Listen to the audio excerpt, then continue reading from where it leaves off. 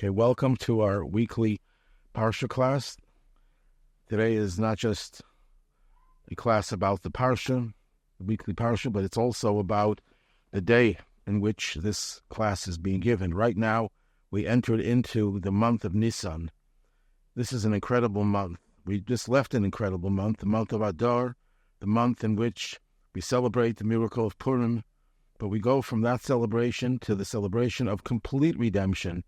That's the reason why Purim is celebrated in the second Adar, that there are 2 months Adar in a leap year, and we do it in the second month because we want Purim's liberation to be continued and augmented and finalized through the liberation of Passover, which was a complete liberation, because after the story of Purim, they still remained Persian subjects. They were still dependent on the whim of a very flaky king, Achashverosh, and he didn't give them permission to rebuild the temple.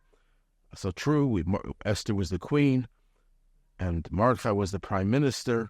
That was all great and wonderful, for which we're very thankful, but we want more than that. So we now entered into the month of Nisan. Now, there are 2 opinions as to when you have to start preparing for Passover. One opinion says a month before. That means from Purim onward, you start preparing for Passover. The other opinion says 2 weeks before, from Rosh Chodesh, the beginning of the month of Nisan. Well, the first opinion we can't follow anymore because it's way past Purim, but this opinion is, of course, one that we can still follow, that we are preparing now for Passover. But we entered into the month of Nisan. What is so special about this month? Number one, the Talmud says that if a person dreams about Nisan, that is an indication, it's an omen that miracles will happen, because the word Nisan has the word nes, miracle, in it. So this is a month of miracles, and let us pray and hope that we will experience the miracles that we need now. And of course, the main miracle we need now is total victory over the evil forces in Israel.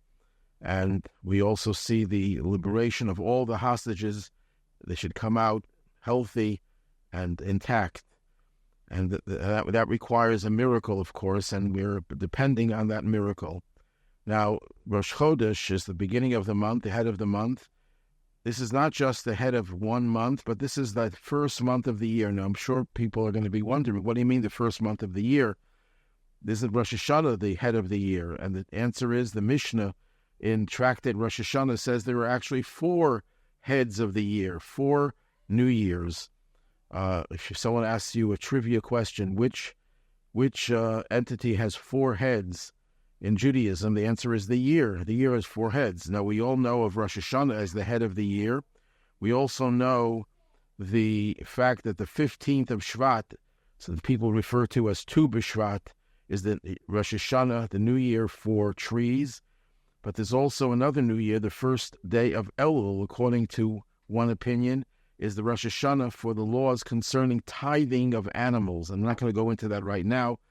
And then the 4th one is tomorrow, Rosh Chodesh Nisan, is the 4th head of the year. But why do we need different heads of the year? So the Mishnah and the Talmud explain that there are certain laws that consider Rosh Hashanah to be the beginning of a new season, and there are certain laws that consider Nisan to be the beginning of a new season. For example, kings. When a king was anointed, let's say he was anointed in the month of Adar, the last month before Nisan, when Nisan would come, that would be his 2nd year. We wouldn't go by a year from the day he was inaugurated and coronated until the next year. You would go by the 1st of Nisan. That's if it was a Jewish king. That's one of the practical applications of this. But there's a deeper understanding of the difference between Rosh Hashanah and Nisan. Rosh Hashanah is the anniversary of the creation of the world, more specifically the creation of Adam and Eve, who were given the role and mission to make the world a civilized place, a godly place. That's why we don't count from the beginning of creation itself, but from the creation of Adam and Eve. Because without humanity, the world has no purpose, the world has no reason to exist. So when does the world really begin? It begins when it's possible for the world to fulfill the purpose and the very objective that God had in mind when he created the world. So that's Rosh Hashanah. That's the beginning of the year in terms of the natural order of the year. However, the first of Nisan is the Rosh Hashanah for miracles. When God created the world, he created the world with a system. The world follows the laws of nature, and God loves nature. He created it. It's his handiwork, his piece of art, and that's why we don't resort to miracles. If you don't need a miracle, you can do it in a natural way. God does not perform needless miracles because nature is very holy. But nevertheless, there are times when God does perform miracles, and we depend on those miracles. And the Jewish people's very existence, of course, is one great miracle. So what is the Rosh Hashanah for miracles? That's tonight. That's the first day of Nisan. It's also the day in which the Mishkan, the tabernacle, the portable sanctuary in the desert, was dedicated. This was considered the most joyous day that the Jews ever experienced, had it not been marred by the fact that Aaron's two sons, Nadav and Avihu, perished on that day when they brought an unauthorized offering, and a fire from heaven came down and struck them, and that marred the joy. But without that, this would have been the most joyous day, equal, perhaps, to the day in which the Torah was given, because this is the day in which God says, I am going to dwell among you, which is the whole objective of creation, to get God to dwell in our midst.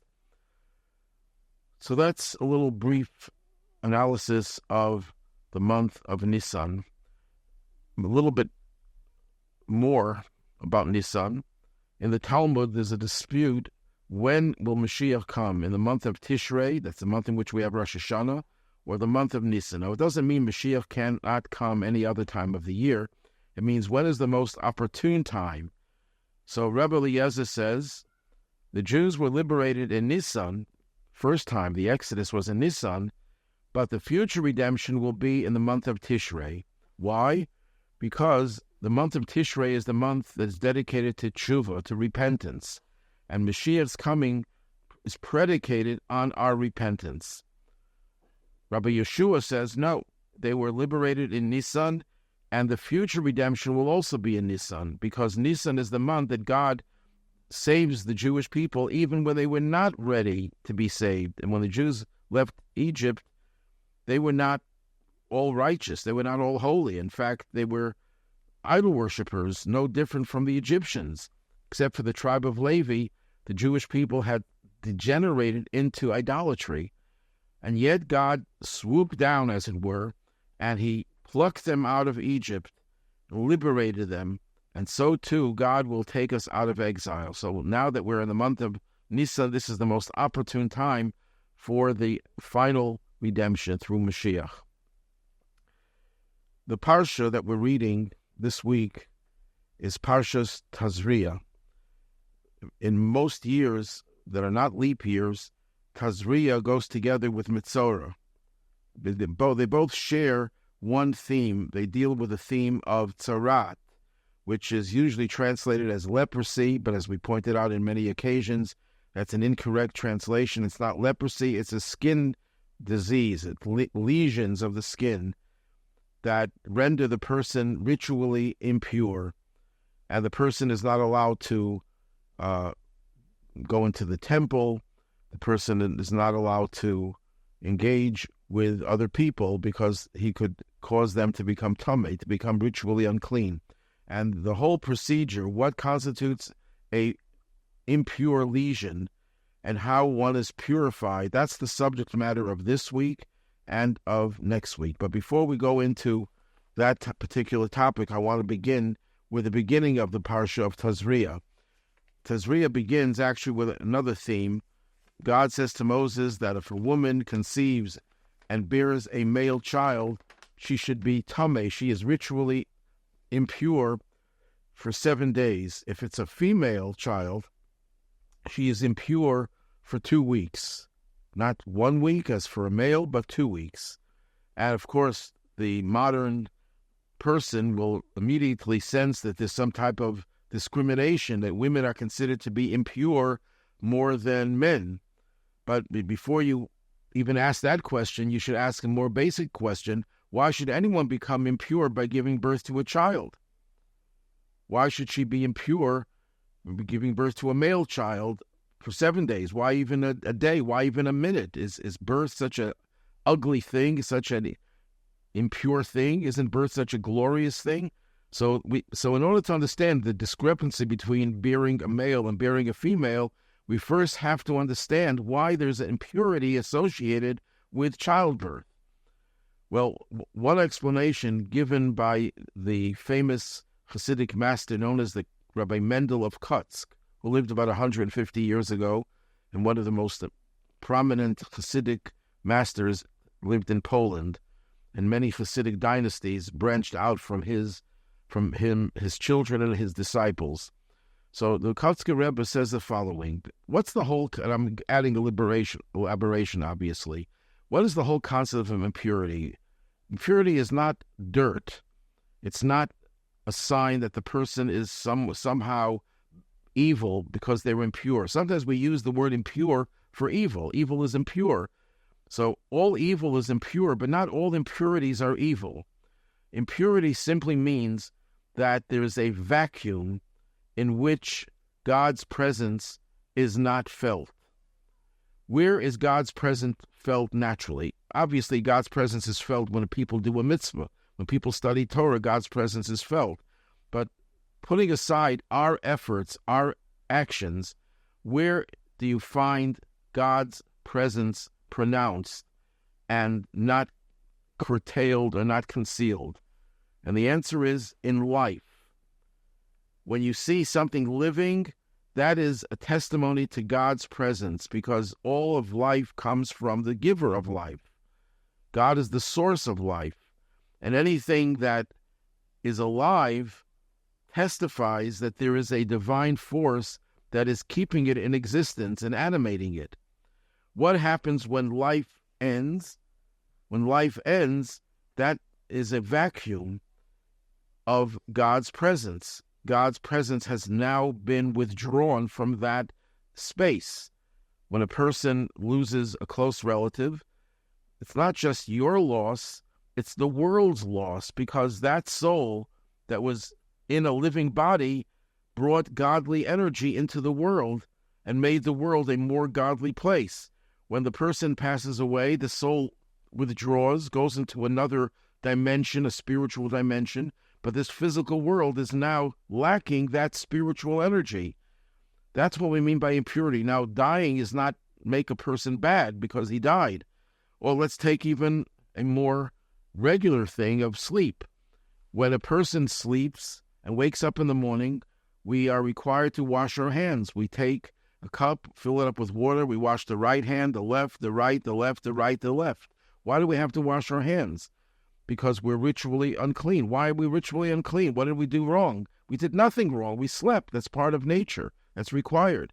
But when you sleep, part of your soul leaves your body, and the body therefore becomes a vacuum to a certain extent analogous to death. The Talmud says that sleep is 1/60th of death. It's a little bit of a trace of death. It's not death, of course. But there's a lack of spiritual energy. When there's a lack of spiritual energy, forces that are negative can take hold because they love a vacuum. They love a place where there's no pronounced presence of God. That's why when we wake up in the morning, because we have experienced this withdrawal of our soul, of a godly energy, we become tummy, we become ritually unclean, impure, and we have to wash our hands. Water is the symbol of life, and therefore it purifies us.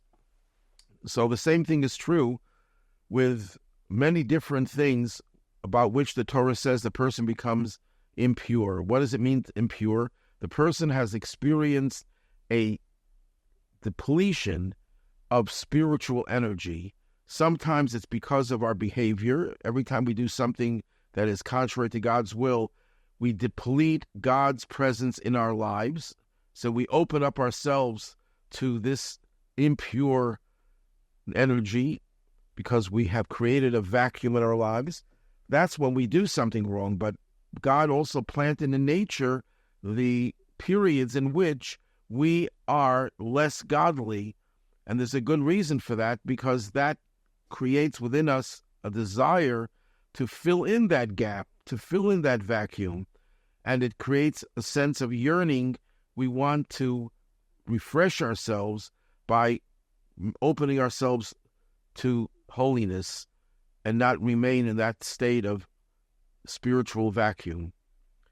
So what happens when a woman gives birth? Before she gave birth, she had the spiritual energy of her own. She's a living person, but she also has the living energy of a child in her. So she has double holiness. Now, where do you find something becoming impure? It's when there's an absence of holiness. And the more holiness that you had before, the greater the impurity that follows. So what happens here? You have a woman with a child, double the spiritual energy, and then she gives birth and withdraws that spiritual energy. She's no longer containing that child, that extra measure of spirituality. So there's a creation of a vacuum. And when there's a creation of a vacuum, that person becomes impure. And as I said before, impurity is not a sign that you did something wrong. That's part of nature. But it's God's way of telling us, I want you to renew yourself. Don't just continue from where you were before. The only way we grow in our Judaism is when we experience a decline. Just like a person wants to jump, they will stoop first and then jump. We sometimes have to go lower. We have an experience of loss of some spirituality, and then we climb higher. Now, when you lose spirituality, it could be loss of spirituality because of your evil behavior, and therefore that motivates you to work harder to do tshuva, to repent, or it could be a natural period in which you lose spirituality, and then that's God's way of saying you have to rejuvenate yourself. You have to add more energy and wash your hands, immerse in a mikveh. There are different forms of purification. So when a woman gives birth, the giving of birth is a glorious event, but nevertheless, in her body, where there were previously a double form of spirituality, there's now an absence of that. And therefore, she is considered to be tameh. She has to use that period of reflection, of introspection, of bouncing back to her previous state of holiness, compensating for the loss of holiness. Now, when it's a boy, it's only 7 days. When it's a girl that's born, it's 14 days. Why? Because when a boy is born, the boy cannot give birth to a child. He contributes to the birth of the child, but doesn't actually carry the child and give birth to the child. So the amount of holiness that a boy that the mother will lose when she gives birth to a boy is much less than the amount of holiness that she loses when she gives birth to a girl, because the girl has more spirituality, because she is the source. Has the potential that she will ultimately be one who will give birth to another child ad infinitum. That child will have another child. And therefore, the woman who gives birth to a female has to keep more days of so-called impurity, more days of recognizing the loss of spirituality because she just lost that body. It's no longer part of her. And that she has to find ways of replenishing herself. And that happens when she goes to the mikveh at the end of the period. Then the Torah goes on to say, on the 8th day, you circumcise the boy. Circumcision has been controversial throughout history. The Romans tried to forbade it. The Greeks forbade it. And many other times in Jewish history, there were attacks against the Jewish people's emphasis on circumcision. Even in the United States, there were attempts to ban circumcision, with the argument that it's cruel to the child, and so on and so forth. Thank God those attempts were thwarted. Now, the truth is that it's not very painful to the child. If you take a child and just hold it, touch it with cold hands, the child will start crying. The knife that cuts the foreskin is so sharp and smooth that the baby most likely doesn't feel anything or close to nothing. And the argument that circumcision prevents different types of cancer and other illnesses, that's not the argument that we should use, because that's not the reason we do circumcision. We do circumcision because it's a covenant between us and God. It's the sign that we are connected to God. But why did the Greeks, for example, try to ban circumcision? It's one of the reasons Hanukkah is an 8-day holiday, although the miracle is only for 7 days, because they were celebrating the restoration of circumcision, which takes place on the 8th day.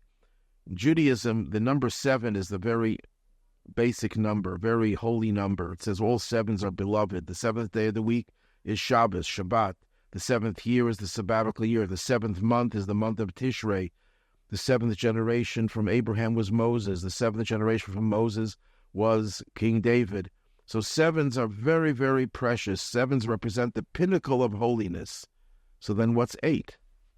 8 is transcendent. 8 means going above the cycle of nature. Even the holiest aspects of nature, including the Shabbat, are contained within a structure that circumcision overrides. That's why circumcision can be performed and must be performed on the 8th day, even if it's Shabbat, as long as the baby was born naturally, not through a C-section. But or if the child is not well and you postpone the circumcision, you can't do it on Shabbat. But otherwise, the child born the normal way and is healthy and is circumcised on the 8th day, and the 8th day happens to be Shabbos, you have to do the bris then, even though going through circumcision, if it wouldn't be for the mitzvah, would be forbidden on Shabbos. You're not allowed to create a wound and shed blood on Shabbos. But why does circumcision override the Shabbos? Because circumcision connects the child to a level of holiness that is beyond the structure, beyond the hierarchy, behind the parameters of holiness that are vested within nature. And circumcision goes beyond that. That's something the Greeks could not tolerate. The idea that we could transcend nature. The Greeks, very much like any other pagans, people who worshipped nature. There were other reasons why they didn't like circumcision, because they claimed it mutilated the body. The Greeks glorified the body, and they would compete in the nude because they thought the body was something special, and it is special. We don't disagree with that, but they thought that was the most important thing, and the existence of the soul and nurturing the soul was not important to them. And the third reason why they were opposed to circumcision most likely was because it demonstrated that Jews are different. The whole purpose of circumcision is to single out the Jew, that he is different. And therefore, the anti-Semites of the world bristle when they hear that Jews consider themselves to be different. Although they consider us to be different, and no matter how non-Jewish a Jew is in terms of his or her behavior, the anti-Semites of the world will still consider you to be a Jew who has to be hated. I just heard this, that there's a ban by certain Muslim entities against a movie because the character is Jewish, although he's Jewish in name only. He was born a Jew but doesn't practice Judaism and is not a Zionist and doesn't come from Israel. And yet they're boycotting this movie because he's a Jew. And you often think, well, I thought they hate us because we're Zionists. They hate us because we're occupying their land in their minds. They hate us because we are different from other people. No, here's a Jew who is no different, who is totally assimilated, is not associated in any way with anything controversial, and in fact may even be someone who supports the Arabs in their fight against Israel. And yet the anti-Semite will still hate him because he's a Jew. And that idea that Jews are different is something that is recognized, whether they like it or not, and they don't like it, and they militate against that. So that's the circumcision. When a child goes into the circumcision, and the circumcision is done, and there's a blessing recited over it that the mohel, the circumciser, makes, and then there's a blessing the father makes. Afterwards, everyone announces, Keshem shenichnas lebriz, ken yikanos letorah lechuppah lemasim tovim. Just as you entered into the covenant, so shall you enter into Torah, chuppah, marriage, and good deeds. So what is that supposed to mean? Just like you entered into the covenant, so should you enter into Torah, marriage, and good deeds. So one explanation given, the Hasidic explanation, is that every mitzvah that we do, no matter how pure we are, no matter how altruistic we are, there can always be an ulterior motive. It could be a sophisticated ulterior motive and maybe a noble ulterior motive. But every mitzvah we do is not necessarily that pure, done totally out of devotion to God. There's one exception, at least one exception, and that exception is circumcision. The 8-day-old baby has no ulterior motives, has no motives, period. It's just something that's done to the baby. So we say, and we bless this child, just like you entered into the covenant, and you had no ulterior motives, you had no reasons why you did it, other than this is what has to be done. So should you enter into Torah. You should study Torah, not because Torah provides you with sustenance. If you become a rabbi, study Torah, become a rabbi, you make a living from being a rabbi. That's not why you're studying Torah. You're not studying Torah to show off your knowledge to others. You're studying Torah strictly and exclusively because it's God's wisdom, and God wants us to study Torah. Chuppah, you go into marriage. Why do people get married? They have all sorts of reasons. It's a good financially. Some people might disagree with that, but many will argue it's good financially. It's good not to be alone. The Torah itself recognizes that it's not good for man to be alone. It could be a license for intimacy. There can be many, many reasons, most of which are legitimate reasons for marriage. But the ultimate reason for marriage is this is God's will.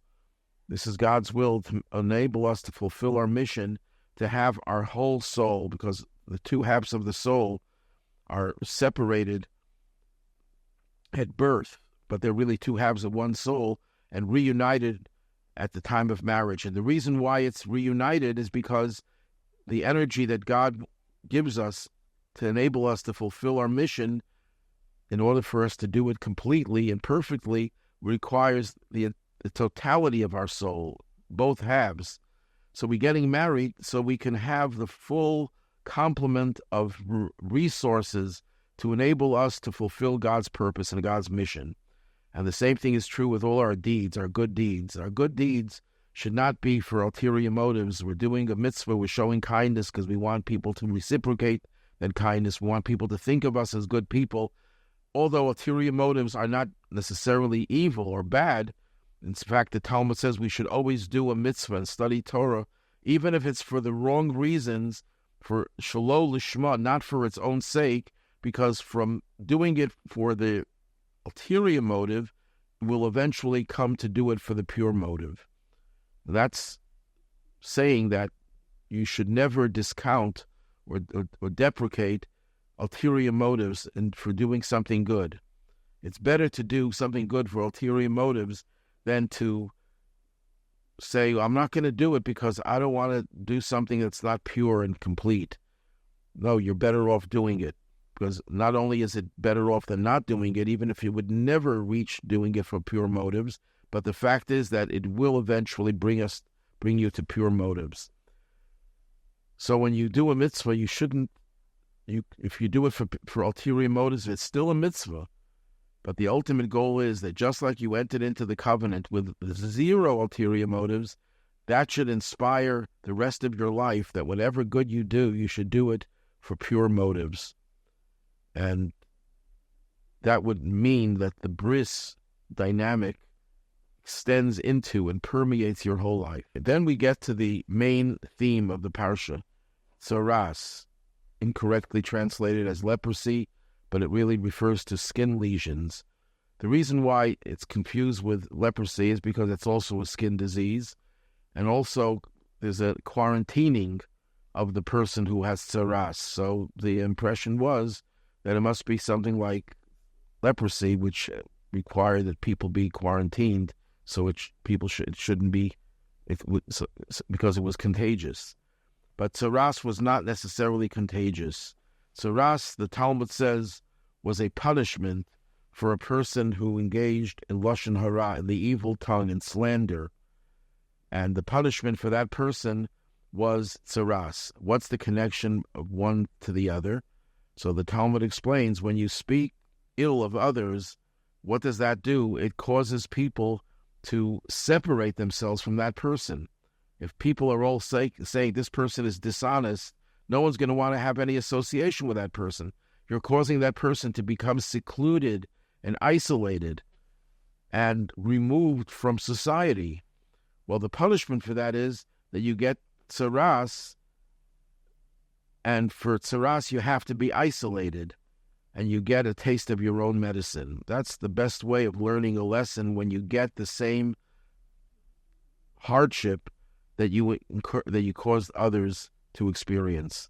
That's the Talmud's take on tzaras. But let's go a little bit deeper into this. The word for the person who has this disease is Metzora. Metzora is actually a contraction of two words, motzi ra. He brings out the evil. Simply it means he's the one who's publicizing someone else's evil. But there's also a deeper understanding, not just motzi, who brings it out, who extracts it, but motze, he finds the evil. It's the person, the person who sees too well. One of the vices that a human being can have is to be blind to other people, not to see other people, not to care for other people, because you don't really see them. You can see them with your eyes physically, but you don't really see what's going on in their lives and how you can help them. That's one source of a negative trait. But there's the opposite source, where you see too well, where you probe beneath the surface and you try to find all the negatives of that person. And they may be true. Lashon hara, the Talmud says, is not slander where it's not true. That's a different sin. Lashon hara is even if it's true. So if it's true, why is it so wrong? Because what you're doing when you speak ill of others is you're taking the evil that they have and you're exposing it to make it even stronger than it was before. Sometimes you could have a negative trait and you bury it. It's suppressed. You yourself even don't know that you have it. It could pop up anytime, but it's capable of being controlled, that you will never experience that negative trait. It takes another person to talk about you, about that trait, and by using speech, which Hasidic thought says is the power to reveal. When you speak about anything, you're revealing its potential. So when you speak ill of others, you're revealing their potential. And if you're speaking ill of them, you're revealing their negative potential, which may have remained dormant. It's like a disease, that you can have that disease and live a long life and never be affected by it. But if you play around with something in the person's body, it could unleash that disease. Well, they tell you when if your house has asbestos in it, which is a carcinogen, don't fool around with it, because as long as it's in the house, it doesn't harm you. You're not going to breathe it. But if you start fiddling around with it and trying to remove it, and you don't have the right tools to do it, you're going to cause the carcinogens in the asbestos to be breathed into your system, and it can, God forbid, cause terrible illness. So leave well enough alone. Don't look for and find the evil. And that's why the Talmud says that lashon hara, speaking ill of others, kills 3 people. It harms 3 people. The speaker, obviously we understand why it harms him, because he's doing something evil. He's harming that person. The listener, because the listener, if no one would listen to lashon hara, no one would speak it. There's no joy in speaking it if no one listens. But you're also harming the person about whom you're speaking. Why are you harming him? Because by speaking ill, even if nobody finds out about it to the point where he's isolated, just by speaking ill, the Baal Shem Tov says, you're revealing that negative and strengthening it and isolating it and making it more potent. And that's why it's so destructive. And that's what the Metzora is the person who sees too well. Sometimes it's better to not look to find another person's evils. A lot of marriages break up because a spouse searches and probes and finds some vice in their spouse. Now, there are some cases where that's unfortunately necessary. If the spouse is a molester, for example, that's a terrible thing, and it has to be exposed and it has to be dealt with. But otherwise, don't look. That's called voyeurism, to look for the negative in someone, that you're obsessed with looking and finding that negative. And that's the theme of this Parsha of Tzaraas. Now, just to conclude on one note, the Talmud says that Mashiach could be identified that he is a Metzora. How could we identify Mashiach with being a Metzora? So next week, when we learn the Parsha of Metzora, I'll go more into it. But suffice it to say that Mashiach is described as someone who goes through terrible suffering, and the Metzora is someone who goes through terrible suffering. The impurity of Metzora is considered to be the worst form of impurity, the isolation, and Mashiach is someone who identifies with the suffering of others to such an extent. That's why the Talmud says Rabbi Yeshua ben Levi, a famous Talmudic sage, would meet with Eliyahu Hanavi, Elijah the prophet, and he asked him, when is Mashiach coming? And he said, Eliyahu responded, why don't you ask Mashiach himself? How do I know where to find him? Because in every generation there's one person who is worthy of being the Mashiach if the time is ripe. So he says he's sitting at the entrance of Rome, and he's together with a whole bunch of lepers. There it could be was truly leprosy, but whatever it is, it's a skin disorder.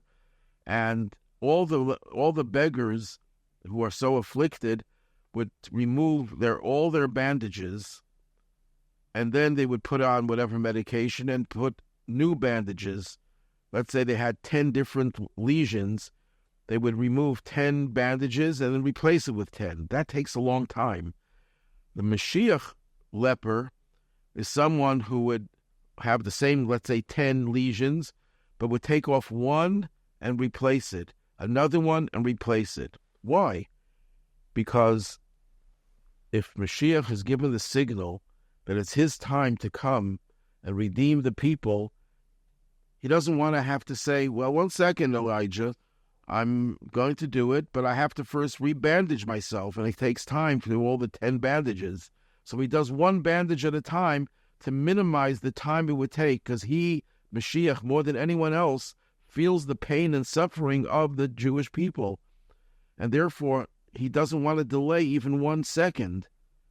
That's the ultimate experience that we all have to have, that we should want Mashiach, because it's not just for us, for our benefit, which it is, it's for the benefit of all those people who are suffering. If Mashiach comes right now, those hostages will all be free. Israel will no longer be attacked by Hamas and by others. There will be peace in the world. There will be an elimination of all the illnesses. How could we not want Mashiach dearly, and could even countenance that it could be delayed? So Mashiach is considered a Metzora because it exemplifies his empathy, that he feels the pain of the people. And one other reason why Mashiach is called a Metzora, the Maharal explains, a Metzora has to be separated. In other words, he's not in the same league as everyone else in a negative way. But it's also a metaphor for someone who's in a different league in a positive way. There are certain people who are, as they say, head and shoulders above everyone else. That's the description of Mashiach. He's not on the league of the average person. He's in a much different world, a higher world. And from that higher world, he comes to liberate us. Now, Mashiach, to make no mistake, is a human being, but he's a godly human being, someone in whom God is so revealed that he becomes a transparent expression of the divine. That's how Moses was. That's how Abraham, Isaac, and Jacob, and all the righteous people. And Mashiach will just be at the top of that ladder of greatness, of separateness, that puts him on a pedestal above and beyond everyone else. Just like the Metzora is put separately from everyone else, so is the status of Mashiach. Everyone have a good week, good Chodesh, and getting closer to Pesach. Make sure that you sell your chametz through a rabbi who serves as your agent to sell the chametz. Make sure you get your shmura matzah. We are giving out shmura matzah to everyone, at least 2 matzahs, so you have at least one shmura matzah for each seder. And another reminder, this is because of daylight savings time, nightfall is very late in Passover. In Buffalo, nightfall could be 8:30-ish. I don't have the exact time in front of me. And the mitzvah of eating matzah and drinking the 4 cups of wine and telling the story of Passover, these are the main features of the Seder, have to be done at night, after nightfall, not just sunset, after nightfall. But because of daylight savings time, that would mean that you would first make Kiddush, drink the first cup of wine, close to 9 o'clock.